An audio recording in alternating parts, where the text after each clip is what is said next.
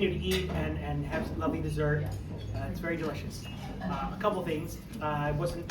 I don't know about you, but I'm a little suspicious about salad. So so hopefully you'll still enjoy the lunch. Right? Now you're thinking twice, right? Now you're what was that? Okay. Yeah, there you go. Well, thanks so very much, everybody. My name is Mike O'Rielly. I'm the president and CEO of the Media Institute. I appreciate you being here. Enjoy the rest of your lunch. I want to thank you all. You may have seen my daughter in the back. She's not paying attention to any of you. She is happily on her iPad in her own little world. People in DC like to say I left the work to go spend time with my family. It really is my world. That's why I've got the gray hair to show it, and she keeps me on my toes. So thanks so very much. I am so pleased to have with us someone who is an expert in both the policy space and the investment space, Mr. Paul Gallant, who I've gotten to know over the years and enjoy his company. Is a fabulous lunch guest, and hopefully will join us more often in the coming months at our luncheons as well. So, Paul, I happened to pull your bio, and I'm just absolutely fascinated by all the different work that you've had, and you're able to jump different sides of the equation. Before we actually get into some of the policy, maybe you can walk me through a little bit of your career that got you to this point, and then how you got to be so focused and being on the TMT policy at TD Cowen. Yeah, absolutely. Thank you. Thanks for inviting me, Mike. Thanks for everybody showing up today on a beautiful summer day. This is not what I expected to be doing after law school, but it's been such a great, unexpected. Is that? Can you pull that up a little bit? Yeah. Why don't you talk it? Yeah. Put it higher towards you. Okay. So, just start. Any better? I can just hold it, I guess. What I was saying is this is not what I expected to be doing after law school like 30 years ago, but it couldn't have worked out better. So after law school, well, the quick story is I worked in a cable company when I was in high school, and it was a nascent industry. It was kind of unpredictable and exciting, and felt like the future. But I graduated from college with a degree that didn't really have a lot of applicability in the market, so I went to law school. So law school plus cable equals public policy in Washington and the FCC.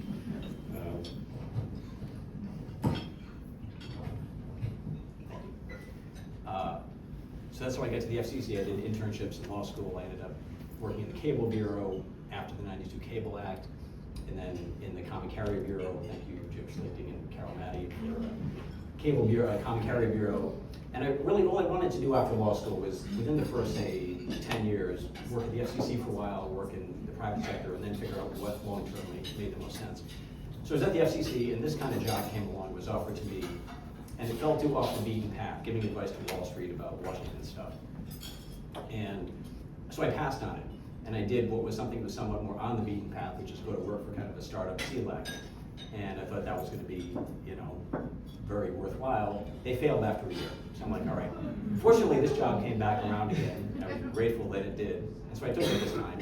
And honestly, I love it. It's everything I like professionally. It's tech, media, telecom industry, law and politics, and Wall Street in one place. So I get to cover issues that are really only the most important issues, the ones that matter to the stocks. And lots of issues that are important to like this group and the FCBA and whatnot are important for different reasons, but they don't matter as much to the stocks. And I get to, for better or worse, cover the biggest picture issues. So it's just been this fascinating, unexpected path. And I guess the last thing I'd say is that the legal background is a nice slight advantage over some other, say, fundamental stock analysts in the TMT sector, because so much of what happens in this space for some reason compared to, say, the healthcare space or energy ends up in court. And so being able to talk somewhat intelligently about the court process and timing and burdens of proof and stuff like that ends up being a little bit of an advantage for what I do. So as a reader of your work, I want to see if I capture this correctly. Is it fair to say that your TMT analysis probably leans a little bit more on the technology side of the equation and mergers and acquisitions, and perhaps on the policy side than maybe on the telecom side? Is that fair? I would say the first 10 years of the 20-something years I've been doing this, telecom media policy was the center of what I did. So things like net neutrality and spectrum auctions and USF support, broadcast ownership, and telecom media M&A were like 80% of what I did. And then I would say sometime between 2010 and going forward, tech, like Google antitrust was probably the leading edge of that evolution of what Wall Street needed from a tech person in Washington like me. So yeah, the center of gravity in my work shifted from telecom media policy to internet policy. So antitrust was a very big piece of that. Privacy, Section 230.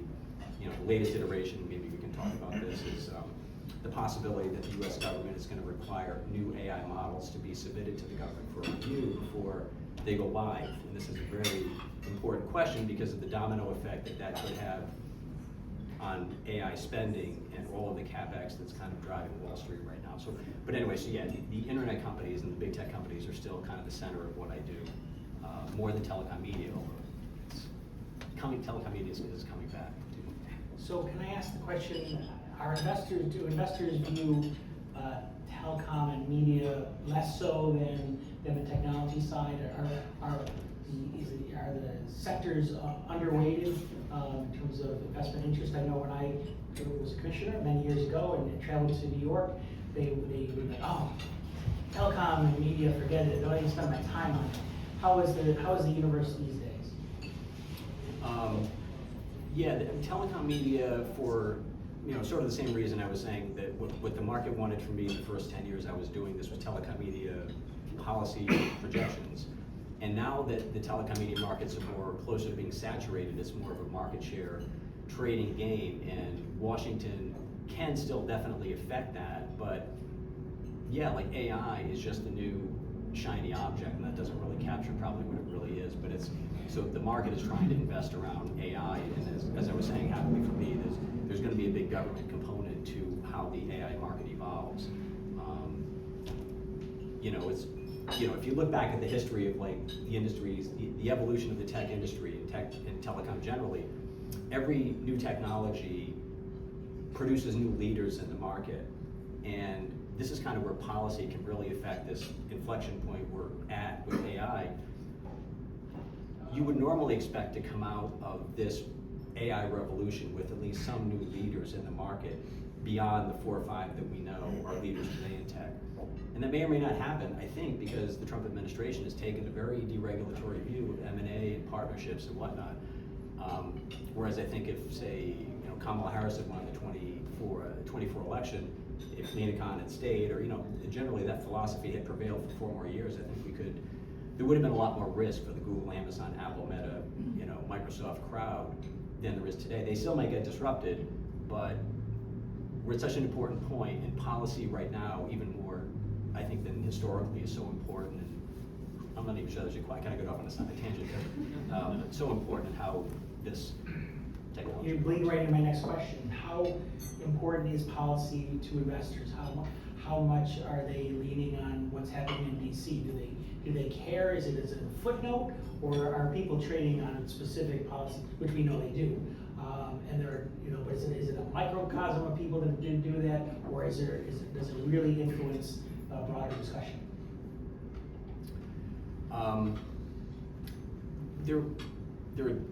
Broadly speaking, there are 2 groups of investors. One are more short-term, and it's quarter to quarter that they make their investment decisions, and they're very interested in knowing, is there anything that's going to happen in Washington, for better or worse, that's going to affect these kind of companies before the next quarter or before the end of the calendar year.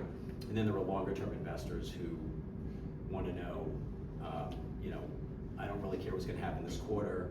I really care about the policy trajectory over 3 or 4 or 5 years. And those are very different discussions, and that's part of what I enjoy about this job. And it's, when I signed up for this job, when I got interviewed for it 20-something years ago, I asked the guy who was interviewing me, how long, what is the time frame that analysts who work here are supposed to be predicting policy outcomes in?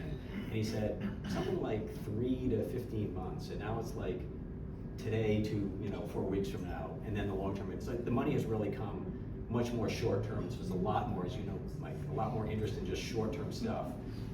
Whether it ultimately even holds long term is kind of irrelevant, because as you said, there's a lot of bets on just what's going to happen next week or next month, or on a merger or a new bill getting introduced or whatever. So the answer is it is still super important, but it's much more, I almost would say, polarized in terms of why investors care. So what's your take on the importance of the FCC in that equation? when I was at the commission, and then the first 10 years as an analyst, I think the FCC was super important to the market because it was making decisions on market structure and subsidy flows and M&A and spectrum. And as I said, the market is just a lot more saturated now, traditional telecom media, and it's not as central as it used to be. And I would say during the Biden years, where the Biden administration was aggressive on antitrust and was going to use the FTC's limited rulemaking power to try to do some significant things in the tech space, the FTC was, for a moment in time, a more important and interesting place, I think, to work. But now, as I said, at least in my view, the Trump folks are kind of moving back toward deregulation, and what's coming out of the FCC is very, far below the radar of investors because it doesn't matter to the stocks. So the pendulum, in a way, I think has, and both that and because Chairman Carr has done some really interesting, innovative things on space policy and cyber and drones and now spectrum again, C-band, and broadcast ownership. I would say the pendulum is back to the FCC is once again front burner. You may have jumped through my question, but I'm interested. Are there a couple items in the commission that capture your eye and say those are impactful for investors, or should be, even if they're not paying attention? And then what's your take? Is this commission, you experienced hand at working at the commission, many different roles, worked for multiple commissioners and Chairman Powell. Is this chairmanship, is this commission unique in your perspective, or is it follow other patterns over time? That's a hard question, Mike. It's a great question, but I'm not sure exactly how to answer it.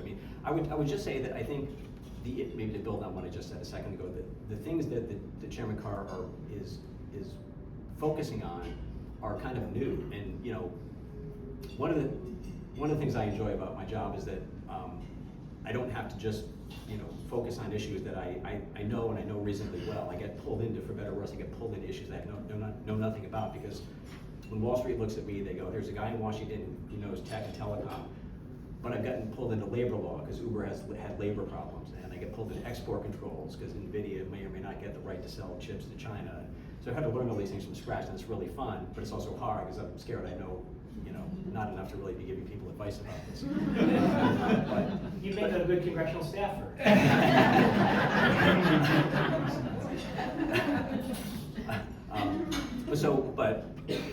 If I went back to the commission today, I wouldn't see most of the same issues. Maybe my point is, I wouldn't see the same issues that I knew reasonably well. Net neutrality, they're not as front burner as they used to be, and maybe to the chairman's credit.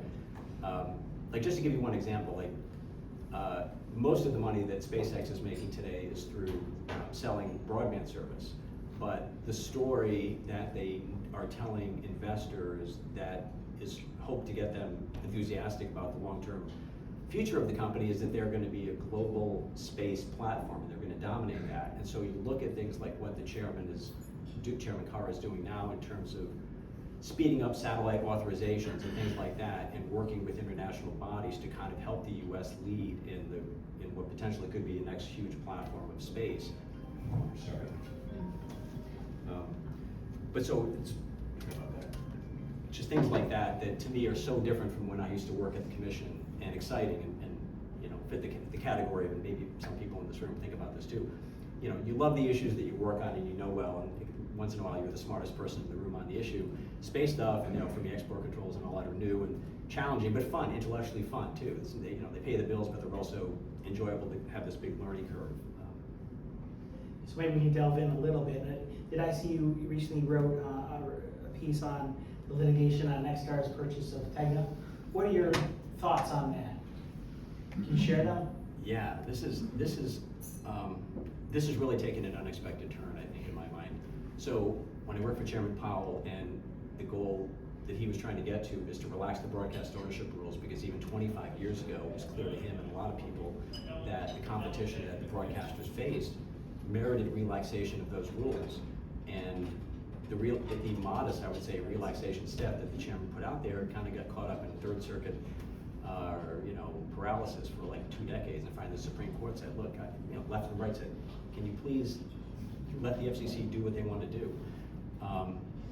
And the goal, since I was at the commission forever ago, was, I think, for the broadcasters to be able to get the right to put together 2 TV stations, 2 top 4s in a market.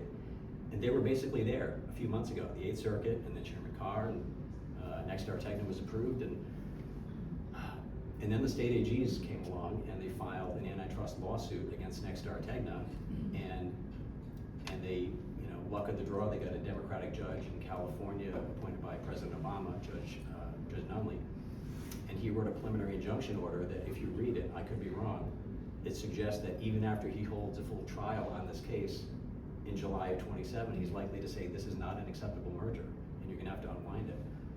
And maybe the Ninth Circuit will reverse that if that's where we land under Judge Nunley, but it's really unexpected, because I think, if you want to say from the broadcaster perspective, that victory was within the industry's grasp, and the state AGs leveraged, I'll say this too, I think this is an interesting thing. In the first Trump administration, even let me go back farther, broadcast TV mergers for decades were analyzed under simply, would a given merger produce too much market share in the local TV advertising market? And then under the Trump administration, they added a second factor, which is too much retransmission consent power by the two merged TV stations. And that was added in around 2018. If you look at the judge's preliminary injunction against Nexstar Tegna, the entire analysis, his reason for requiring Nexstar to hold these two sets of stations separate, is retransmission consent power, which is only added by the first Trump administration. So it happened. I don't know why it happened, but it happened, and it has the potential to really take the evolution of the broadcast industry in a direction that I didn't foresee. I think the industry probably didn't foresee, and maybe I'll be wrong about Judge Nunley's decision on Nexstar Tegna in the summer of 27, or the Ninth Circuit will change the outcome, but it's a very unexpected development, and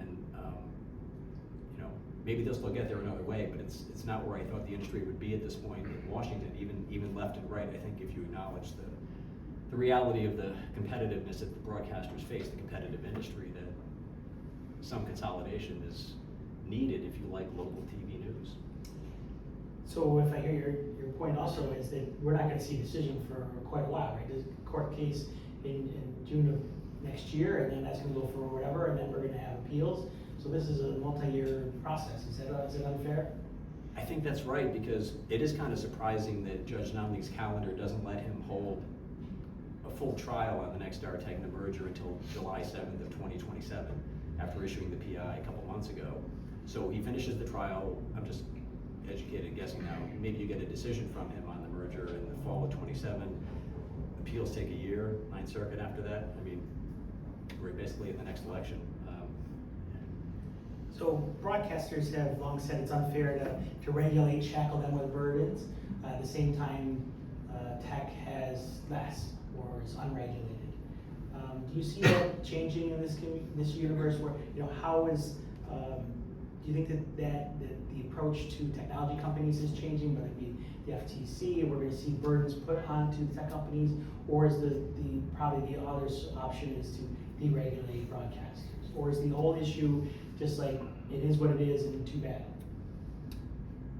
If the Nexstar Tegna track plays out the way I am inclined to think it will at the moment, in not a great way for the industry, there's still the congressional avenue that broadcasters could pursue. They could just say, like, there's whatever happened, this went off in a direction that's not good for the public, you could argue, and Congress can always change that, and that very possibly, that might well be, to put the industry back on a more optimistic path. It might well require Congress at this point. As far as tech regulation goes, a couple thoughts, I guess. One is that I can't imagine, if you mean by the question, Mike, that the big tech companies ever get hit with a regulatory scheme like the '96 Telecom Act, where it's kind of regulating the infrastructure to promote competition.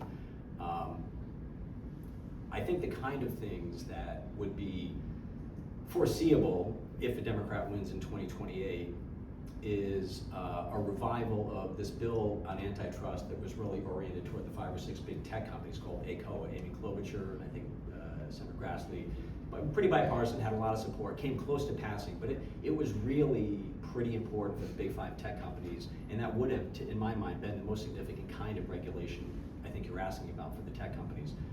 It came close to passing, it didn't. I strongly suspect it will get revived, but not before 2028. I guess the last thing I would say, and I kind of touched on it a minute ago, is AI model regulation. So much of the market now is predicated on Google, Meta, Amazon, Microsoft spending unbelievable amounts of money on CapEx to build AI infrastructure. And if regulation in terms of Washington possibly slowing down how much these companies spend on infrastructure, there is a potential for that to domino, throughout the market. So and I think the administration is very aware of that. I mean, the administration is very focused on making sure U.S. tech companies lead, that we beat China to AGI and things like that, and that they want the economic happy cycle to continue, but there's fears that these models are, like if you saw what happened with OpenAI a couple days ago, it's crazy what they can do on their own at this point. So there's a balance, I think, between promoting the U.S. tech sector in the White House with protecting Americans and American companies from the bad things that can happen with AI models. One thing I didn't hear you say is anything about the kids. What about the kids? Are we going to see legislation that may have some, there's obviously a lot of talks going on, they'll be targeted to saving our young children, mine included. Is legislation going to move this year? Is it going to, and does it have a marginal impact or a significant impact on tech companies in any capacity? When Congress wants to pass something in this space, starting with protecting kids is the perfect place to do it. It does sound like, just I guess the other day, Chairman Cruz, maybe even yesterday, said he's very interested and open to marking up Senator Blackburn's kids' privacy bill and related AI issues. So it sounds like that could definitely move. You can imagine both parties wanting to get behind something like that, go back to the voters before the midterm elections. Does it matter? Probably not, honestly, to the stocks. I'm not a stock analyst, but it's important too, because you probably read about these lawsuits where Meta and Snap and Google and TikTok are facing mental health lawsuits, a wave of lawsuits and multi-district litigation against them. And one thing that will be interesting to see if Congress does get close to passing a kids' privacy bill is whether there is language in the bill that would potentially limit the ability of state AGs and school districts and individual plaintiffs from going after the tech companies on these mental health litigation claims. There was a report in Reuters that one of the big tech companies is trying to get language into this kids' privacy bill, which would be very controversial, but it's, I think, pretty significant to the company and how the market would view these big tech companies if they were to get some protection from Congress against these lawsuits. And you always have the First Amendment to the U.S. Constitution. Yeah, that's an important point. Let's switch topics just slightly. Sports betting.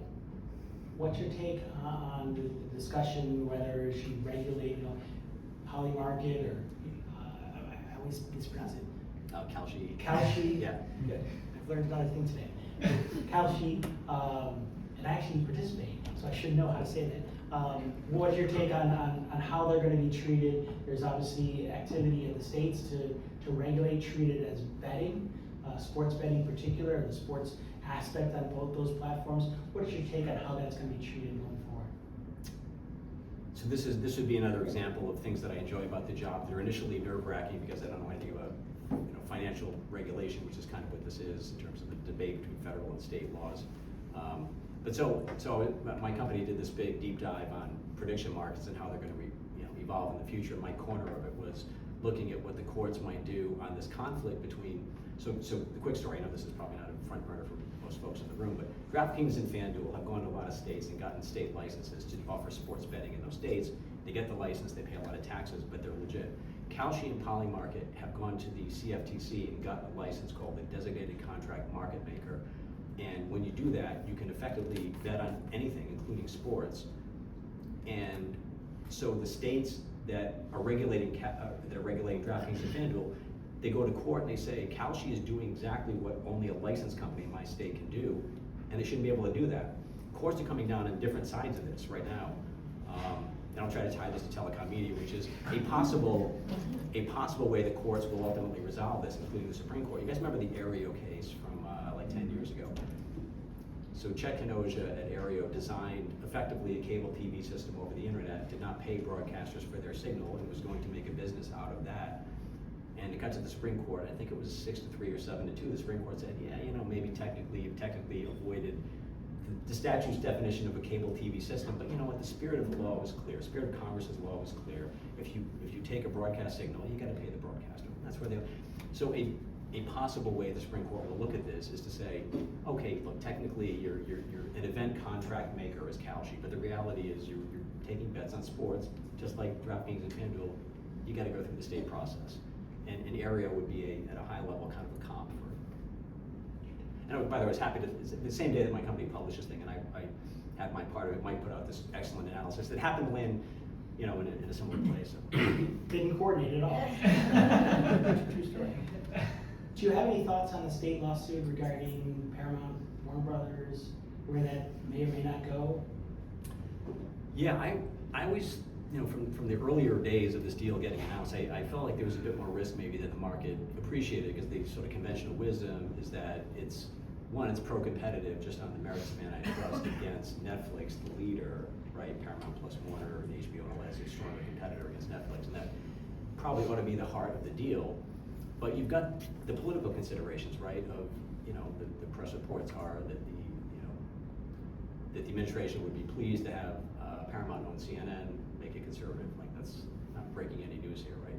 So, but the fact that that's attached to this merger story, to me, it has always created a really heightened risk that the state AGs, the blue state AGs, will look at that and go, well, one, there's at least arguable antitrust questions about this deal. Two, we don't love the politics of it. Senator Warren has written to blue state AGs and others, and I think maybe other prominent Democrats behind the scenes have talked to the blue state AGs. And so the lawsuit was kind of not that hard to predict, in my view, but it happened. But here's kind of where we are today. It's just a couple of days ago. I'm sure everybody saw this. I can't remember the judge's name, but in California, she issued a temporary restraining order. And if you read it, well, she's going to have a preliminary injunction hearing on August 3rd, and that's going to be important. And she's going to, I assume, issue her PI decision, yes or no, before September 30th, which is an important date for the companies, because if you don't close by then the companies have to start paying a lot of money for some complicated financial reason. But so, I don't think the company expected to quite be in the situation at the moment. I still think, even if she issues, I'm kind of really potentially over my skis on this. If she issues the preliminary injunction, that will set up, sort of like Next Artegna, that will set up a trial sometime in probably 27 on the Paramount Warner merger.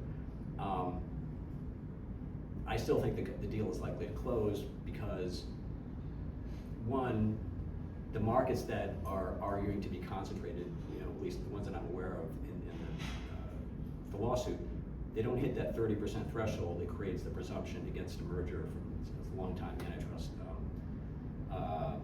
what's the word, predicate or precedent from Philadelphia National Bank in the 60s. They're the high 20s, so it's not a compelling antitrust argument, I don't think, to begin with. And second, the companies in Paramount Warner's situation, they all have the opportunity to offer concessions before a trial starts, called litigating the fix.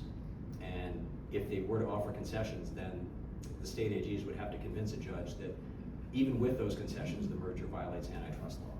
And that might be hard to do. So my guess is the deal still closes, but it's a longer and rockier path than a lot of people thought. Switching gears a little bit again, do you have any thoughts on the Trump v. Slaughter Supreme Court decision on the independence of the FCC from either an investor perspective or Wall Street equation, or as someone who practiced at the FCC and then a practitioner before? Does that change the president's ability to remove or replace commissioners, alter that structure, and has it have any impact for your world? I thought less about it just because at first glance it doesn't feel that important. Like my first reaction whenever it happened a year plus ago, coming up through the system of the FCC and being kind of an institutionalist and the establishment or whatever, that's how things ought to work and all that. But if you think of when a new administration comes in and and whatever their policy is on healthcare or the environment, you just expect when they come in that they will appoint people, the EPA and HHS, that will do the president's policy. It's not, so you can call it political, I guess, but in some ways we shouldn't really expect anything different at the FCC or the FTC. It's just that there was more, bipartisan, well, not bipartisan, but dueling ideas or whatever that maybe produced a slightly different kind of policy. But the outcome, in other words, I don't think it really affects policy for the most part. You can get into some weird situations though after an election and how quickly the Senate of an opposing Senate versus where the president's party is. You get into some messy situations where maybe it's vacant or dormant or it can't act for a while for strategic political reasons, like a Republican Senate wants to block a Democratic president from making the FCC and FTC Democratic or something like that. But until we get closer to the election, I guess it's kind of a punt here, but until we get closer to the election, I don't honestly see any market impacts. When you look in your crystal ball, do you see any deals on the horizon or deals that aren't being done that should be done? Is there something you're like, that's just not happening for some, but it should? Is there anything that jumps out at you? Well, the ones that obviously have been discussed, especially in an environment where M&A is more of an open door at the moment, it seems like, are the obvious Comcast charter, or 3 chairs, 2 seats, or maybe all 3, who knows.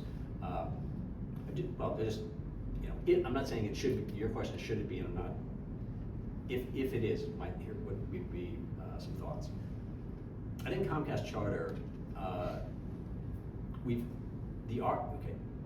Comcast charter effectively is called Time Warner Cable back then, but when Comcast charter was proposed roughly 10 years ago, it was unofficially blocked by the FCC and DOJ. There was no paper, there was no documents explaining in detail why, but people who worked in the agencies, I think at DOJ, did go out later and do podcasts that seemed to imply that the biggest concern was the merged company would have too much infrastructure over the top video providers and degrade that to protect the pay TV business.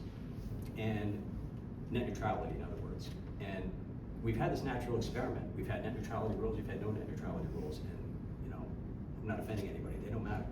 Nothing changes.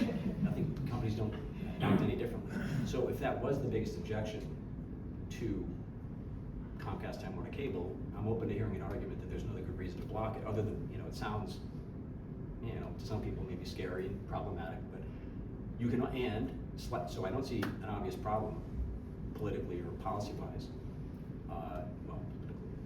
policy-wise, but you can also make an argument that in terms of competition in wireless, Democrats have always been a little bit frustrated that we don't still have 4 wireless competitors. Well, Comcast charter, if you put them together and it works the way the companies would like it to work, they'd be a stronger wireless competitor. So, again, I don't know if it's going to, I'm not saying it should be, I'm just saying if it is, I think the correct policy argument is to say, tell me why this is not good for the public. Last question, and then we'll get some audience opportunity. There's conventional wisdom that one or both the houses may flip in the upcoming midterm elections. Does that have an influence? Does it change your equation where investors look for their viewpoints, or also in terms of how they manage DC? I think the betting right now is that the House is going to go Democrat and the Senate will stay Republican. They're not like 80-20, those two things, but if that's where we land and it's not a Democratic sweep of both houses, it does give the Democratic House the ability to put things onto must-pass bills that might matter. But I don't think so much, in my opinion, probably not as much in the traditional telecom media space, more in these adjacent areas I was telling you about tonight, like export controls and tariffs. But export controls would be a big one. This is pretty important for some of the big U.S. Semi and semi-cap companies. I guess that would be it, to be honest, Mike. I mean, the other thing would be, I'm sure the Democratic House, if Democrats get the House, will be lots of oversight hearings and pressure and looking into things like the deals that were approved by the administration, what paperwork or communications might have happened behind the scenes that led to them. But are deals going to get unwound because of that? I don't think so. Drama between the House Democrats, let's say, and some big tech media telecom CEOs getting called before Congress, but actual policy changes, I think 2028 is way more important for that. So a lot of activity to keep us all employed, but no changes. I hope so. All right, some questions from the audience. Who has a question for Paul? Please don't. Well, first of all, thank you, Paul. It's just really interesting to hear all of your insights. You touched on this some during your remarks, but just wondering if you have any further thoughts about the state AGs and, is this a new trend? How much impact do you think they can have for the rest of this administration in terms of gumming up the works for transactions and mergers? Such a great question. I feel like it's not intuitive for investors why state AGs can challenge a deal once the feds have approved it, because the feds have always been acknowledged as the leaders and have the expertise and the history of deciding what deals are good and not good for the public. And I think it took a while for investors even just to accept the idea that it is possible for the feds to approve it and the states to come along and not approve it. And that's why I think investors are there now. I don't think they were even when we were saying this a year ago. We need to keep an eye out for this divide, and to put a fine point on it, it makes no sense at all for the market as to why states can use the same law that the DOJ uses and reach a different conclusion and potentially stop a deal. The more, I would say this, the more success that the states have, the more I think they're going to be incentivized to keep going. I worried a bit for the Paramount Warner merger when I saw what Judge Nunley did in the Nexstar Tegna situation, which was again halting the Nexstar Tegna deal in terms of consolidating the stations. And his analysis has been adopted a couple days ago by again the judge in the Paramount Warner case. She cites the Nexstar case, right? So the more success that states have, first on Nexstar, potentially on Paramount, the states are litigating against Live Nation to try to get them to divest Ticketmaster, which would be a big deal for the company. The more, I guess my answer would be the more success they have, the more I think they're likely to devote resources to going against deals on their own without DOJ. So yeah, we got maybe 2 more years of this. Further questions for Paul? I promised everyone I'd get them back for the 2 o'clock, so. Can you all thank me and Paul?